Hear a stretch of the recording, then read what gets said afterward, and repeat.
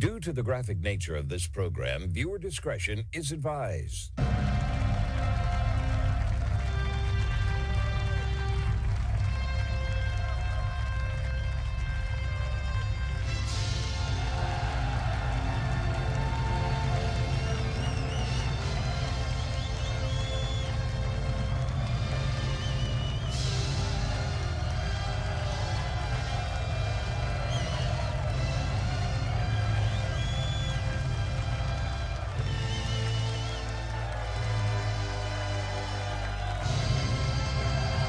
Hello, everyone, and thank you for tuning into today's broadcast. It's a Tuesday, June 2nd, 2026 episode of the Marco Jure Show, the only show where the facts are facts and hard truths thrive.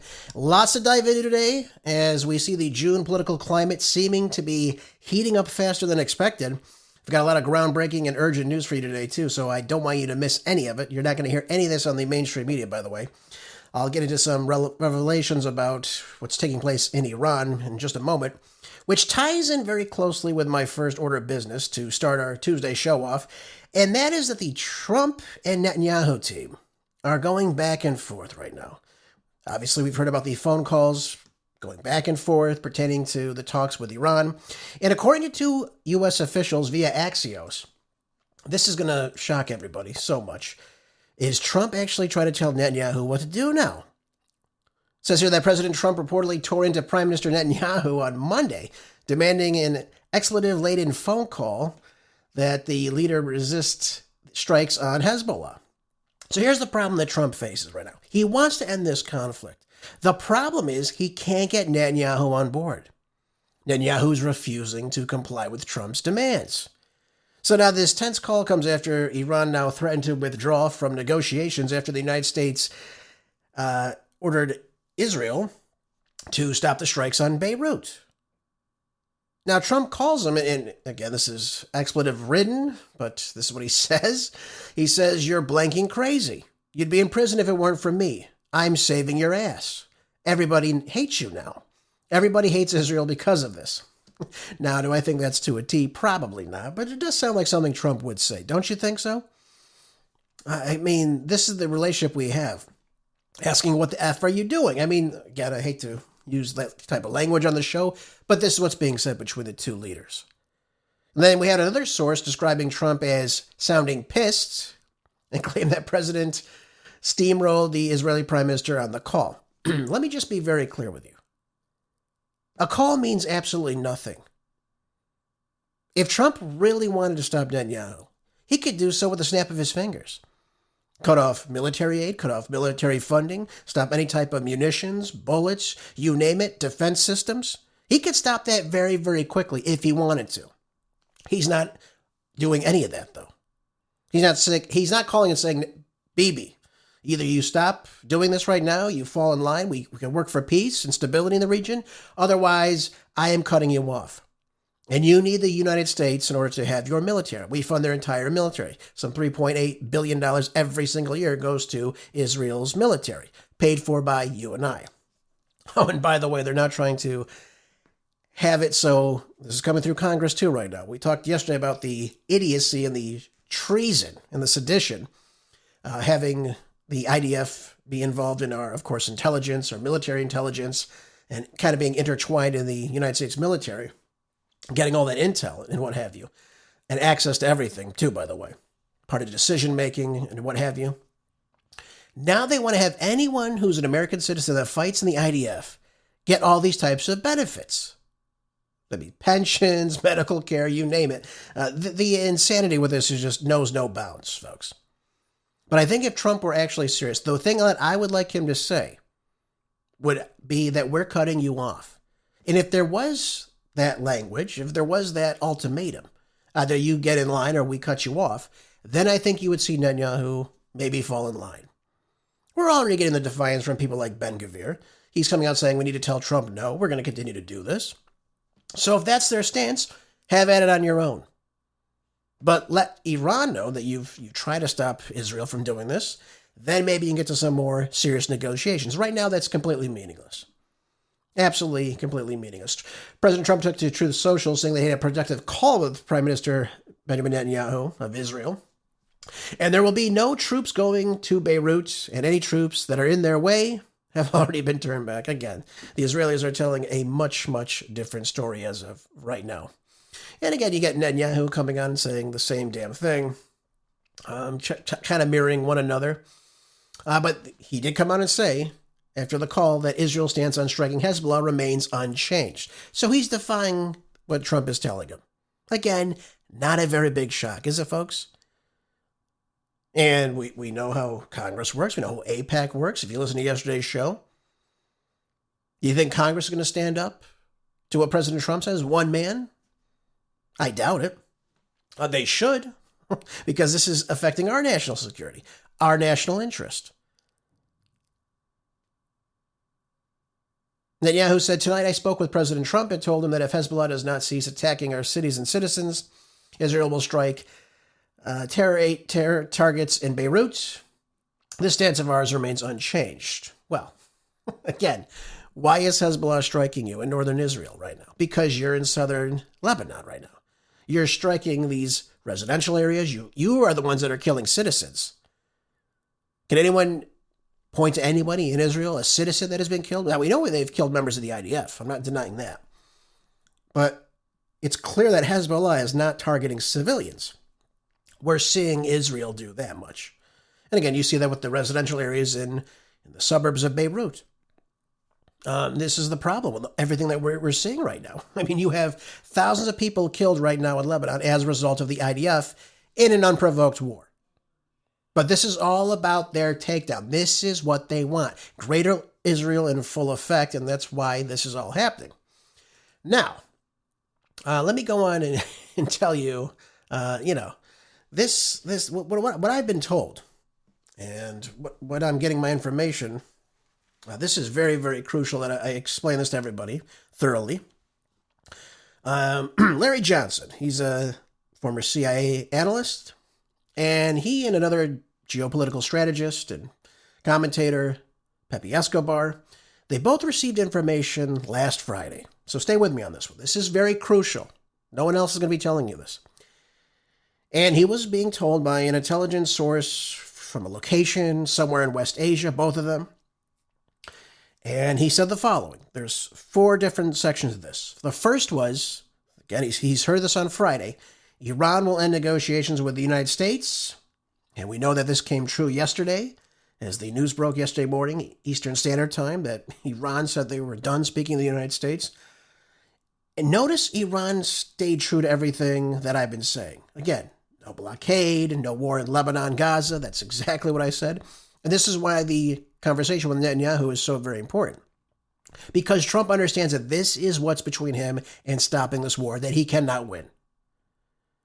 Now, we can go back into bombing. I know people all over the news media are suggesting we go back in and begin bombing again. That's ridiculous on so many different levels. Because, one, it's not going to work. Especially at this point, when Iran has now armed up with even more munitions and missiles, simply is not going to stop them. They're in this for the long run. So again, we know they want the removal of sanctions. We know they want the $12 to $24 billion in frozen assets being returned to the Iranian government. Those things are all on the table still. They're not moving forward with anything else. Opening up the Strait, we know that's been closed as of right now because the talks are over. So they will not give us the Strait being open until they see those 4 provisions. So, again, that came true, and that's what they were told on Friday. So it seems like this source is somewhat reliable. Here's the next part. This part is going to shock a lot of you. Iran will withdraw from the Non-Proliferation Treaty, which this treaty aims to prevent the spread of nuclear weapons, to promote peaceful use of nuclear energy, as most countries have a nuclear energy program, and for civilian and medical use and things of that nature, and also for disarmament if you have nuclear weapons. So they are getting out of that entire contract, which is funny to me. The people I'm hearing, and mostly people on the right, people I respect too, by the way, either they don't want to understand the truth or they're simply, I don't know. I can't explain this to you. But they keep calling Iran the terror state. To which I say, why would a state of terrorism, the number one so-called state-sponsored terror, which is a complete and utter lie, why would this country sign on to a non-proliferation treaty to prevent themselves from getting a nuclear weapon, why would they have their supreme leader issue two different fatwas? And why would they enter a JCPOA, a Joint Comprehensive Plan of Action, with the United States, apparently the country that they want to destroy everybody in, if this was actually true? Why would they sign off on, we'll never build a nuclear bomb? Ask yourself that question. Does that make any sense to anybody? Of course it doesn't. It doesn't make any sense at all, but this is what we keep hearing. The number one state sponsored terror, the number one state that funds Hezbollah. Well, again, Hezbollah formed because of Israel's invasion in southern Lebanon back in the late 1970s. Well, excuse me, they entered in the late 1970s. Hezbollah forms in 82. And that's why they formed, because of this illegal occupation, this illegal invasion, this trying to take over of land, this aggression on the Lebanese people. I'm not saying the Lebanese government is with Hezbollah, because, again, we know there are different factors that have a role to play in this. We know that the government is largely Christian. It's about half and half Muslim Christian nation. And we know that Hezbollah is a Shia Muslim group. So naturally, the Iranians see this and they support them. That does not mean that Iran just simply gives out money every which way to them or supplies them anything. The Lebanese are very, very capable of doing this all on their own. So just keep that in mind when you hear all these things. And again, they say the same thing about Hamas. Now, again, why did Hamas form? Because of the, again, actions that Israel takes inside of Gaza. When you hear things about, for example, mowing the lawn, which we know exactly what that means, killing a certain number of people, when we hear about these things and when we see what takes place, as in right now, it makes absolute sense why these paramilitary militia groups are forming. They are forming because of Israel's aggression in the region, not to invade Israel. So I'll ask you the question, when did Hezbollah on their own just invade Israel? They never have. So we've got to be honest about all this that's taking place right now. So this is a big step in the wrong direction, I would have to say. We would like more people to sign on to the Non-Proliferation Treaty. And by the way, Israel refused to sign it. I'll let you have that information to use as you wish. But Iran did. So keep that in mind right now. And again, this is what Larry was told.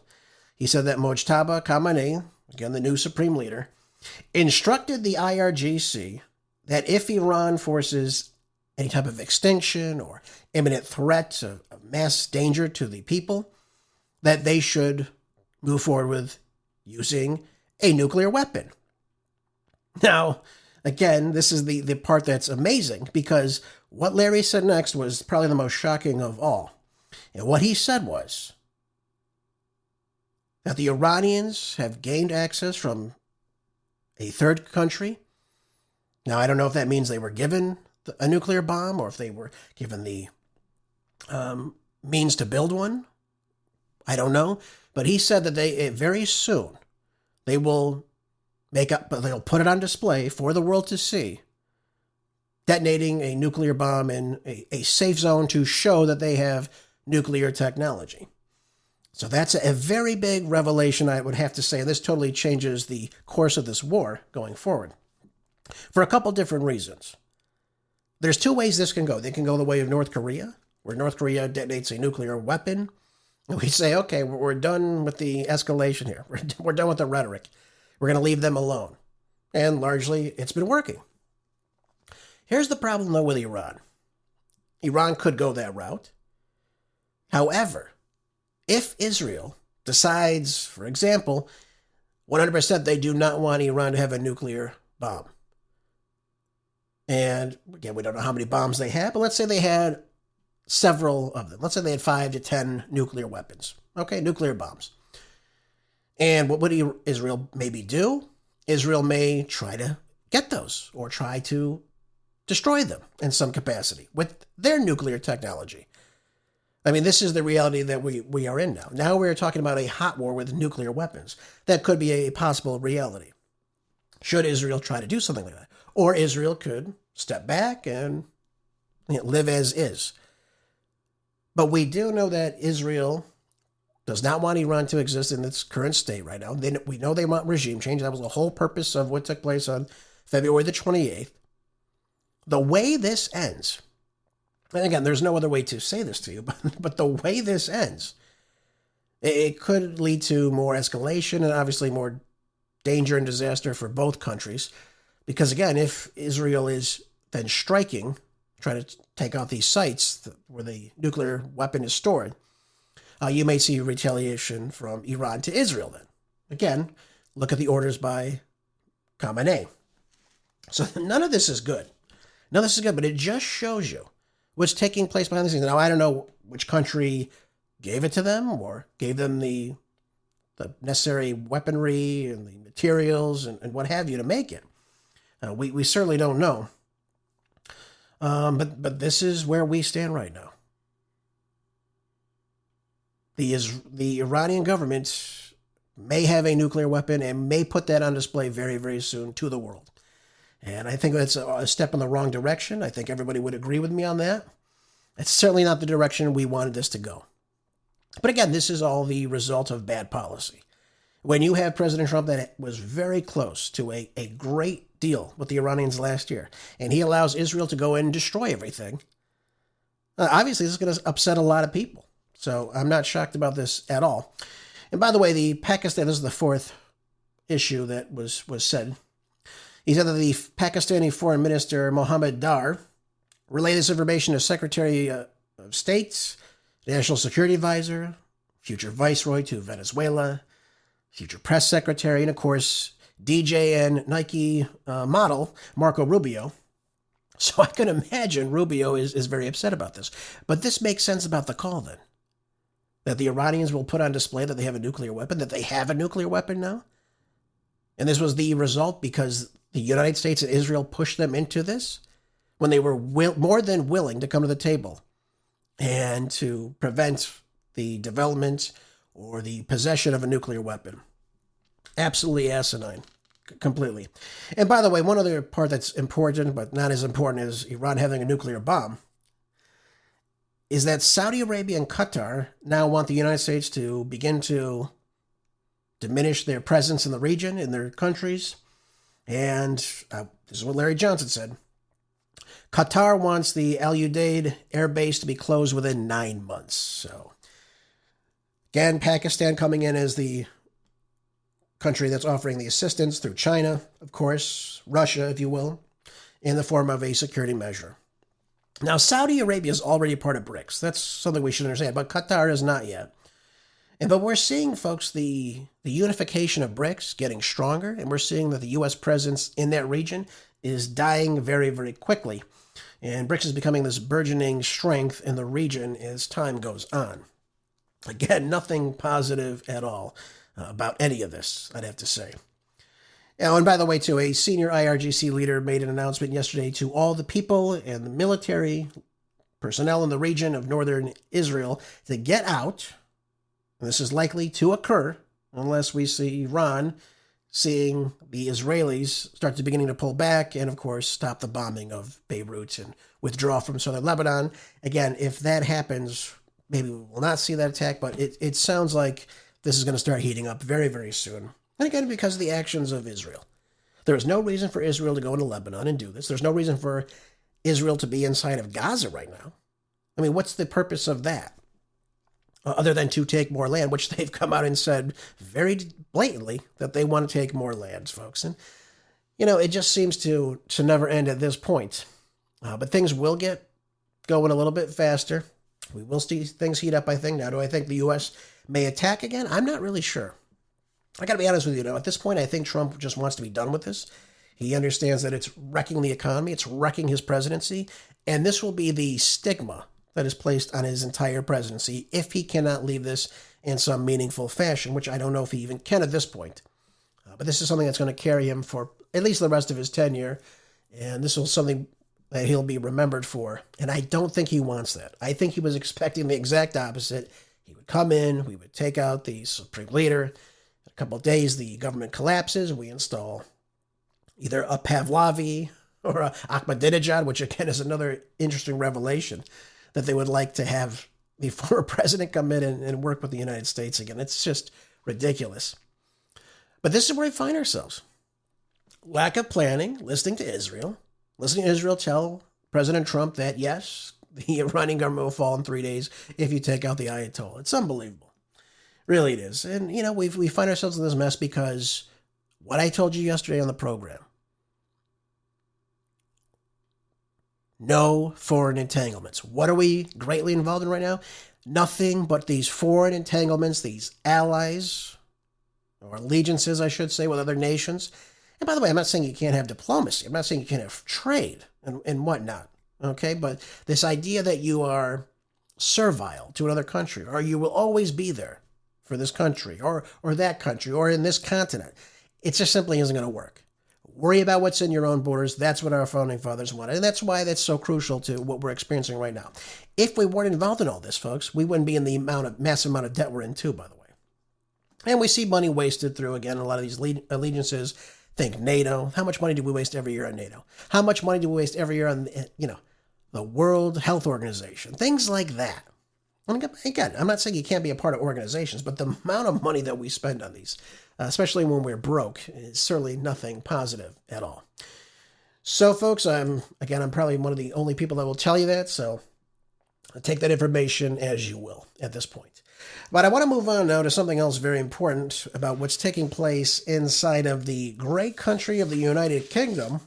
And this is just another topic that just goes to show you that the West is in complete decline right now. This comes from Politico. And it says here that Turkish-American activist Cenk Uygur claims that he'd been banned from Britain for criticizing the state of Israel. Now, it hasn't been confirmed exactly why he was banned from going to England. But obviously he was prevented. He himself and this is his nephew, is Hasan Piker, who said many vile things about, again, Western civilization, the United States, and has some very awful ideas on how to go forth with protest and what have you. But this just goes to show you. He was told that his presence may not be conducive to the public good. And the pair, he and his nephew, could still apply for visas to travel to Britain. Again, so we don't really know why this is taking place, but he believes it's because he was banned for criticizing the state of Israel. Now, whether or not that's true, I have no idea. But it's very clear to me that the United Kingdom has a free speech problem. Don't you think so? And I think this leads to a much bigger issue.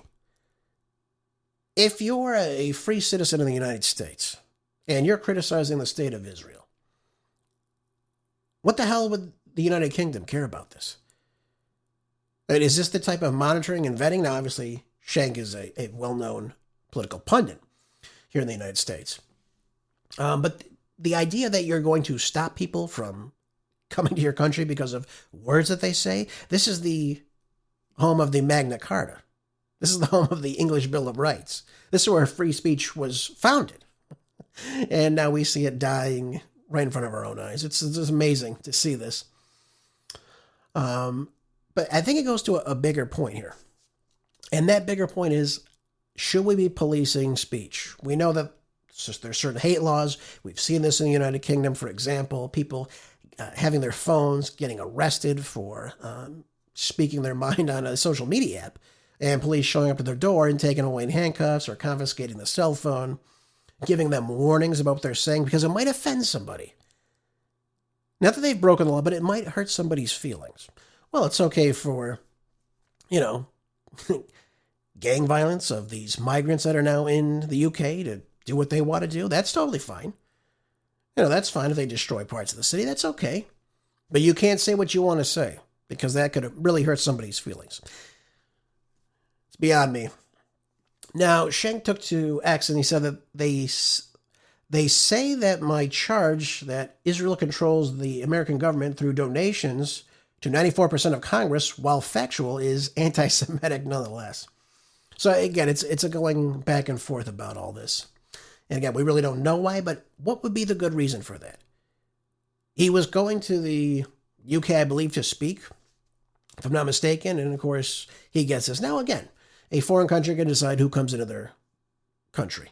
They can decide who comes in, who comes out. I'm not denying that. But again, I think they should always provide at least a good reason. And if it is just words, if he's going there to speak or he has said something controversial, the way we solve this is through more free speech. Again, the so-called better ideas will counter the bad ideas, and people get to decide which is best. That's the way debate is supposed to work. That's the way discourse is supposed to work in a free country. When you have the government now policing what you can say, what you can think, what you can write online, that leads to definitely much more tyranny and, of course, oppression of its people. By the way, rapper Kanye West was blocked from performing at a London festival back in April after an outcry over the past anti-Semitic comments that were made by Kanye. And again, it all comes down to, are you going to throw somebody in jail for words they've said or for actions they've actually done? Now, if he's coming in to speak and foment violence and has a history of violence, that's something completely different. But Cenk has never said anything that is vitriolic towards any group of people that I'm aware of. But the idea that they will just simply shut you down because you've said something that the government does not agree with, you have to ask yourself the question, is this a free nation? And clearly, the UK is no longer a free nation. And so, folks, we see the West, again, slowly dying in front of our eyes, unfortunately. But this is where we are today. Oh, by the way, let's go over this article out of the Federalist. This is, again, very, very good. It says here, anti-law enforcement riots like New Jersey's will escalate without stronger deterrence. So we all see the chaos that's taking place outside of the ICE facility in Delaney Hall. And, the Trump administration, they've got to understand something. They cannot allow riots to occur, riots to dictate what's taking place at these facilities, because as this happens more and more, what you're going to see is more and more of it. And we're seeing that. We saw it in Los Angeles. We've seen it in D.C. We've seen it in other parts, New York City. We've seen it in Minneapolis. We've seen it all over the country in a lot of these blue cities and these blue states. Now, to credit the Trump administration, a rioter was charged on Friday for allegedly kicking and biting ICE officers at a New Jersey illegal immigrant holding center on Thursday. Todd Blanche comes out on X and saying that this is taking place and we're arresting these types of people. There were some other individuals that were arrested after threatening to murder an ICE officer and his entire family. There's all footage of this you can always find. But the Department of Homeland Security arrested at least 6 of these rioters last Wednesday alone for allegedly assaulting law enforcement, while others were arrested in the subsequent days after this took place. And by the way, these attacks all took place outside of the ICE facility in New Jersey called Delaney Hall. Now, Fox News reports them as agitators, but again, rioting is not free speech. We're just talking about free speech right now. This is not free speech to accost people, to try to dox people, to attack people. That ceases to be a peaceful protest. Now, people want to stand across the street and hold signs saying, they should shut this facility down, no humans illegal, the same old rhetoric. But again, I ask you, where do these people's values lie? Where do their allegiances lie? Certainly not to the Constitution. Certainly not to the rule of law. They have no right to be on top of an ICE facility, accosting ICE agents, attacking ICE agents, and threatening to kill their entire family. I find that to be appalling, and I'm sure many of you do as well, as you should. But we're seeing these organized logistics and support for what's taking place spring up again. As we enter the summer months, I'm sure we'll see this more and more. I mean, where was the organic grassroots for this? How do people get word of this? And again, a lot of times these people are paid to be there. And notice they're all wearing masks, right? They all have their gear on them. So they're very closely aligned with one another. I'm sure that's not trivial at all. But on Sunday, there was supposedly a curfew that was imposed near the facility. Democratic Governor Mikey Sherrill came out saying it has grown unsafe and that it's completely unacceptable. Well, yeah, but you've allowed it to happen. Once these groups foment, once they start getting out of line, they need to be stopped right then and there. Everybody needs to be arrested. That's a part of it that does not disperse. That's the way they should be. They should not be right on top of a facility, throwing things towards the facility, shouting at people in the facility, again, attacking officers that are in front of the facility. That should not happen. And They see in Cheryl that they have an ally. That's why they're doing this. Just like in California, they see an ally with Gavin Newsom.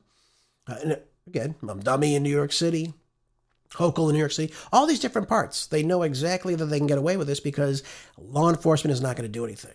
Notice you never see this take place in Florida. You never see this take place in Texas.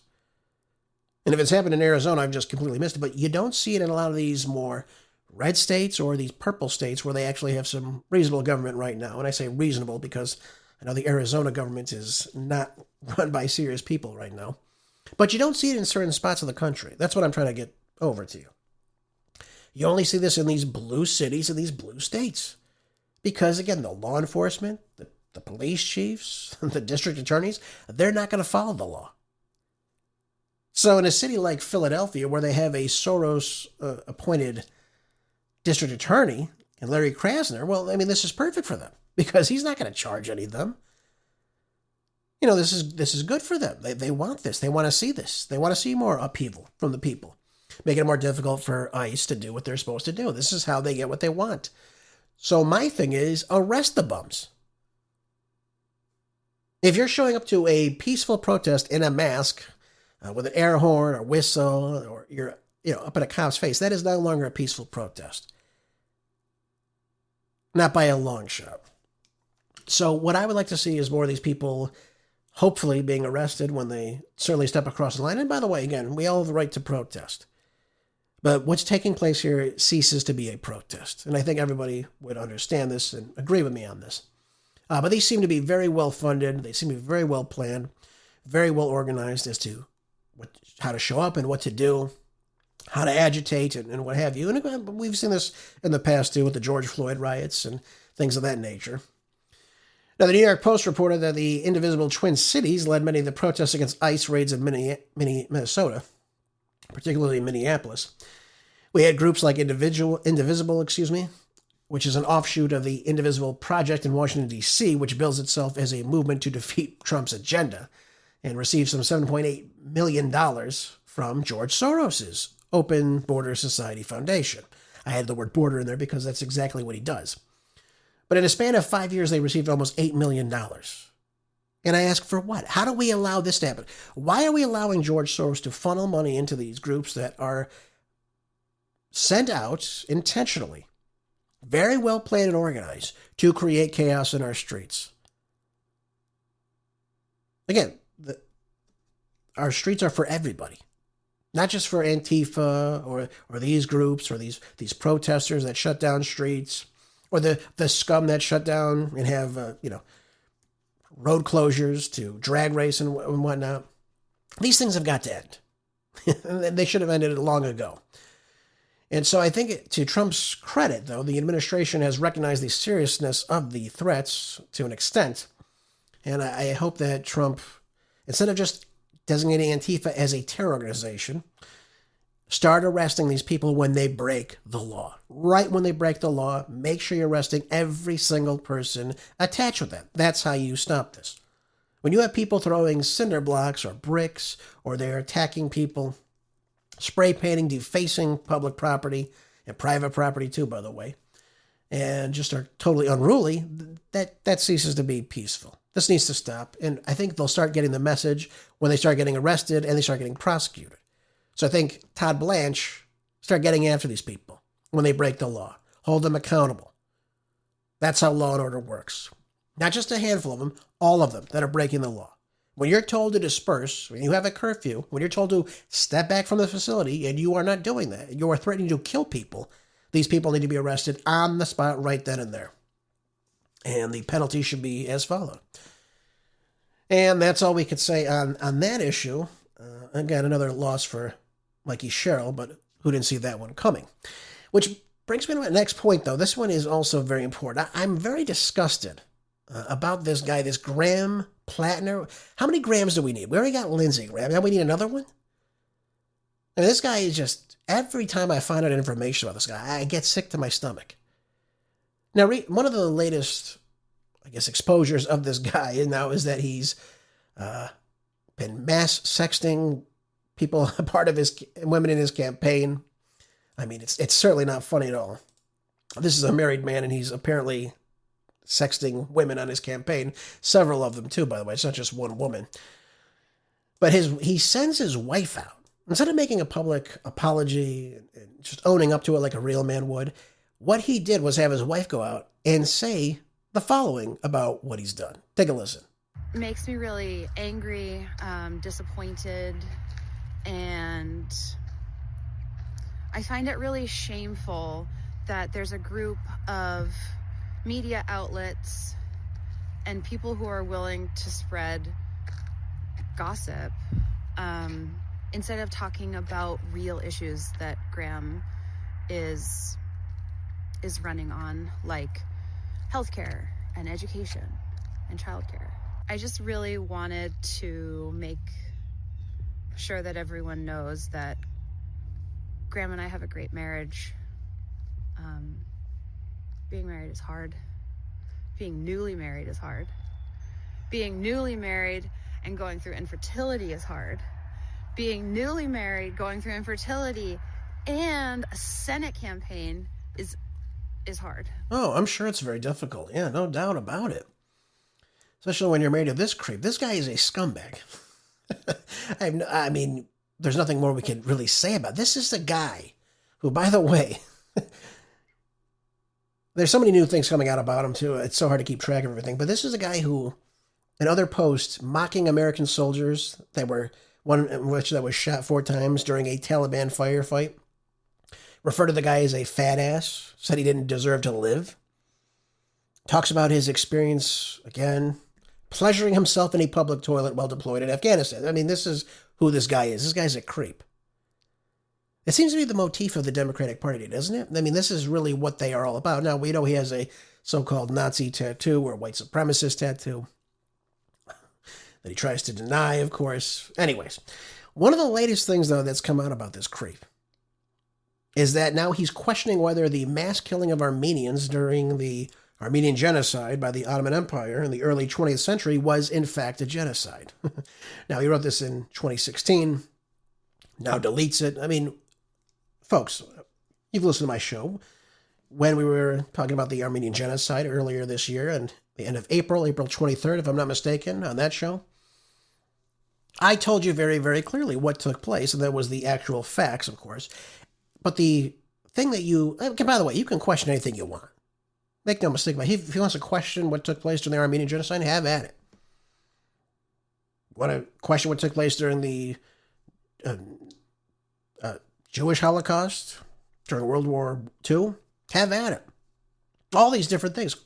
Question, read, learn, understand. But the part that's, again, damning for him to say this is that you had the Turkish courts at that time coming out and condemning the 3 generals, the 3 people that were very much in charge of what took place during the handling of the so-called Armenian question during World War I. So even their own courts were finding them guilty of war crimes. And again, that's just obviously something you probably would not see had that not been true. I think, by the way, we have pictures of it too. It's not like it's completely made up. So to suggest that he doesn't know that this was a genocide, when you have 1 to 1.5 million Armenians killed for the sole purpose of they're Armenian, says a little bit about somebody, don't you think? And I think it's something obviously we should learn about more in history, because this is never taught, certainly not in American education. So maybe Mr. Platner, I'm going to change his name. His new name is Platner. Graham Platner. Yeah, that's who he is, this scum. But look at him. Looks like a complete dunce when I see him.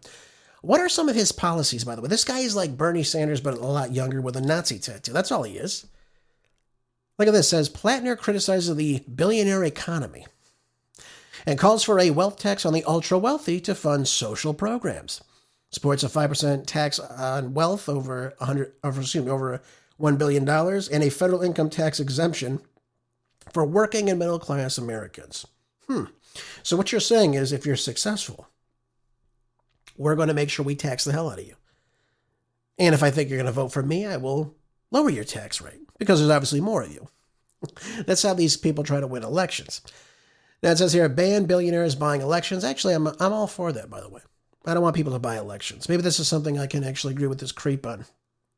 But he advocates for a constitutional amendment to ban billionaires from spending millions on political campaigns, calling it legalized bribery that undermines democracy. Well, that's good that we don't live in a democracy, schmuck. He wants to rebuild health care, Medicare for all. Again, he's taking the Bernie Sanders approach. No doubt about that.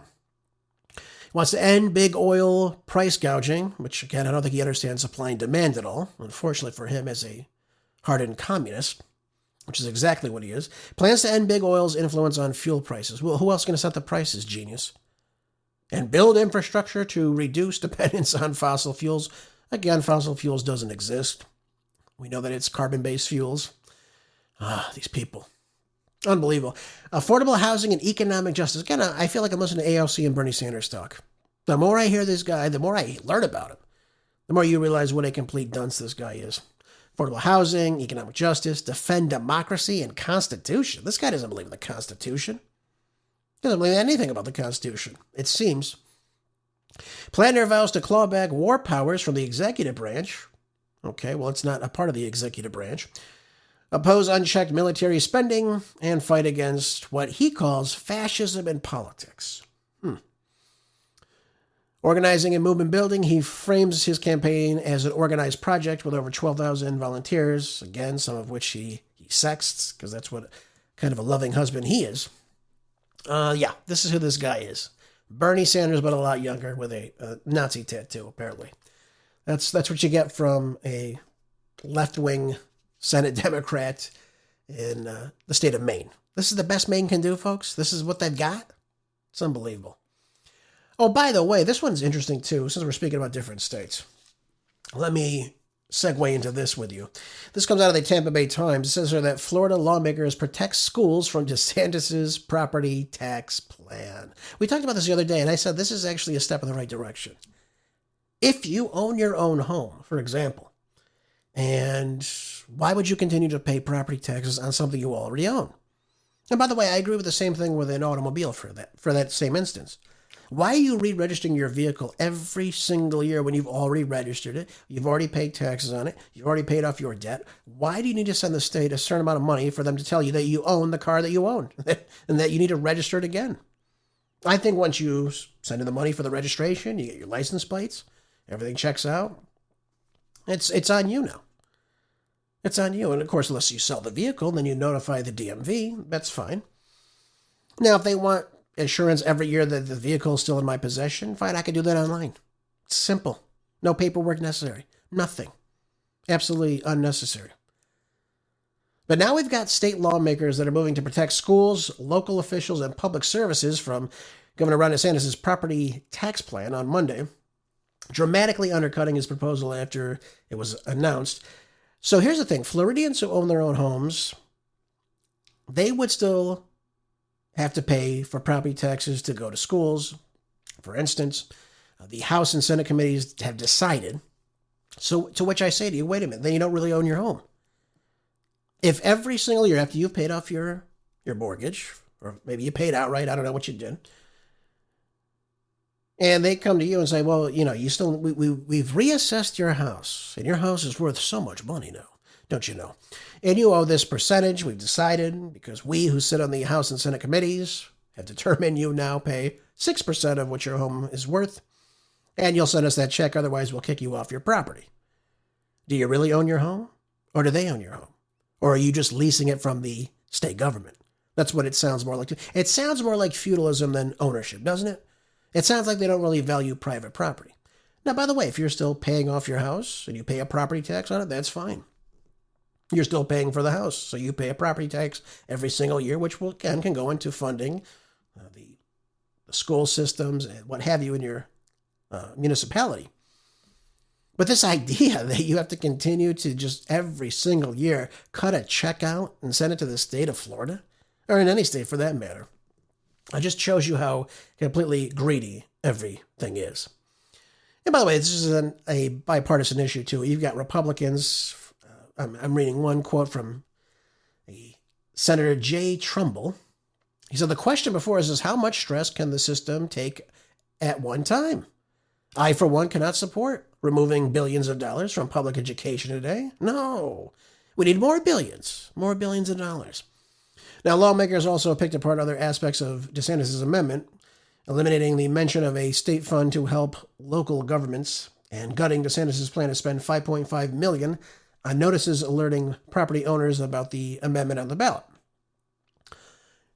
So this one is going to be interesting, I think. I think most people that own their homes, and by the way, you have lots of traffic coming in and out of Florida. Obviously, people go down there for the winter season from up north. I know many people that do that. Those are people you could say, okay, you actually live, well, you live here for a certain amount of time, but if you don't live here full time, you're going to pay a property tax every year. That's totally reasonable. That's fine. But this idea that, again, once you've paid off your home, you continue to pay and pay and pay. And what if you don't have kids in the public school system? You're still paying for this nonsense? I mean, this is a conversation we need to have, because I'm pretty sure we can find other ways to reasonably fund a public school system. I believe that. I don't believe it has to just be done through what's called property taxes. By the way, all that money just goes to the state anyways. State divvies it up as it sees fit. And that's how it's done. Florida, California, you name it. That's how it works. But again, we'll see exactly what takes place here. They're saying that House staffers estimate that the measure would strip some $14 billion from local government's revenue, 40% of which would come out of the school coffers. By the way, let me just say this to you. Obviously, we need to pay teachers, pay the electricity bill, and whatnot.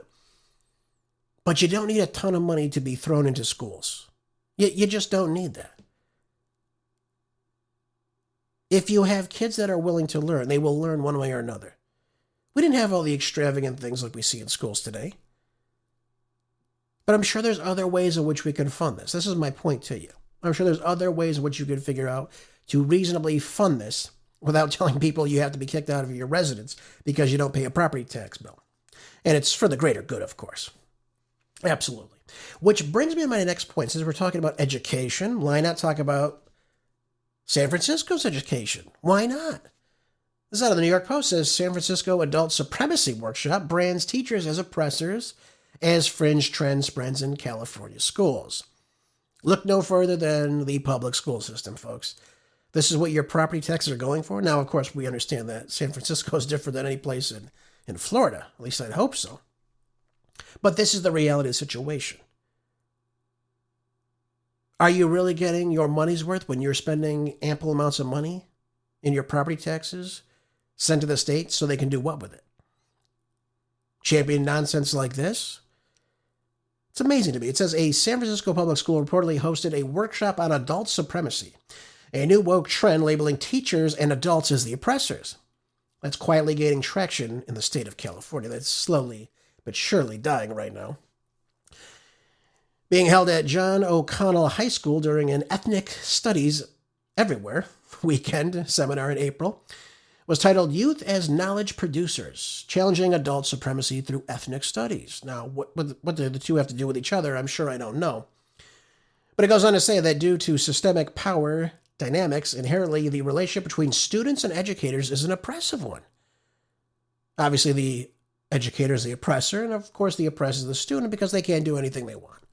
In which cases, most of the time they can do whatever they want anyway, so I don't know why they're saying that. But the workshop was led by Jennifer Sanchez.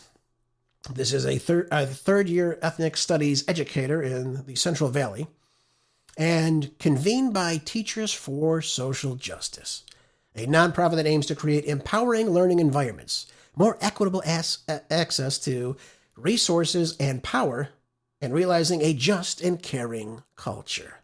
Doesn't that sound nice?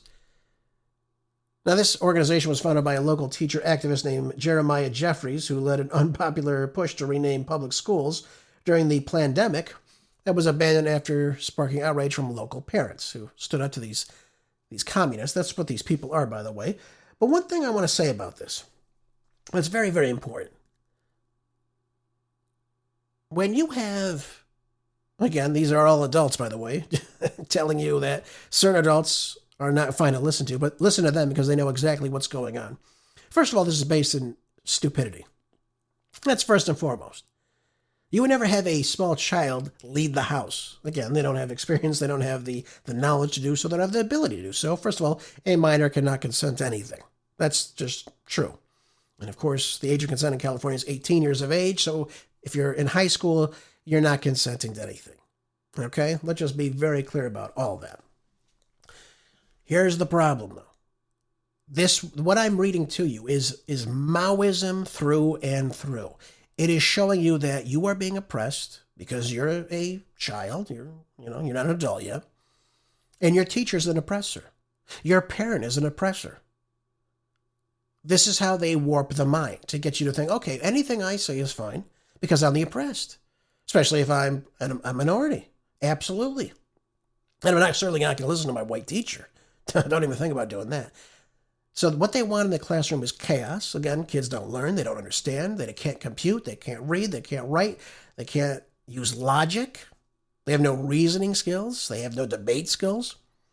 They just know what they like. And again, if you let a child just run free, how many kids do you think are going to start doing homework on their own? If they say, we're just not going to give you homework anymore. I actually worked for a school district that did that. They would not issue homework on the weekends because that was time for the kids to go out and do other things, than learning, which is probably the most important part of their life. Not that other things are not important too, but you learn time management. You learn, okay, if I'm going to go on Saturday to do this hobby of mine, I need to make time on Sunday so I can get my homework done for Monday. It's called time management, and that's something very important. It's also called a work ethic, which they don't want you to have either.